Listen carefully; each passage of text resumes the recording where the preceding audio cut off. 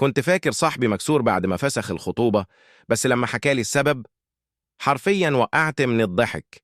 النهاردة نازل أسهر مع صاحبي على القهوة بعد ما فسخ خطوبته اللي ما كملتش أسبوعين. المفروض يبقى مكتئب ومكسور القلب، بس الغريب إنه كان قاعد بيضحك وبيشرب الشاي كأنه كسب دوري الأبطال. سألته: يا ابني، أنت مش زعلان إنك سبتها؟ قال لي: زعلان؟ أنا كنت هموت من الرعب يا صاحبي. بدأ يحكي لي. قال لك كان رايح خطيبته في زيارة عادية وهي في كلية طب. اتصلت بيه وقالت له: وانت جاي من فضلك هات لي حاجه من الصيدلية. قالها: أكيد يا حبيبتي. عايزة إيه؟ ردت بكل هدوء: فورمالين. هو سكت لحظة وقال في نفسه: تمام، شكلها محتاجاه للدراسة.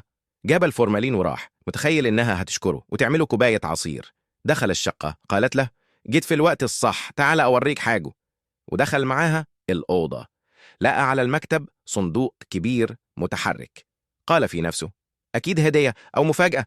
فتحت الصندوق، لقاها مليانة ضفادع حقيقية، والكارثة إنها بدأت تمسك واحد فيهم وتشرحه قدامه بكل حماس وهي بتضحك.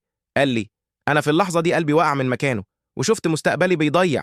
بيقول: أما قدرتش أكمل، سبت البيت وجريت، وبعدها فسخت الخطوبة وأنا شاكر ربنا إننا اكتشفنا بعض بدري.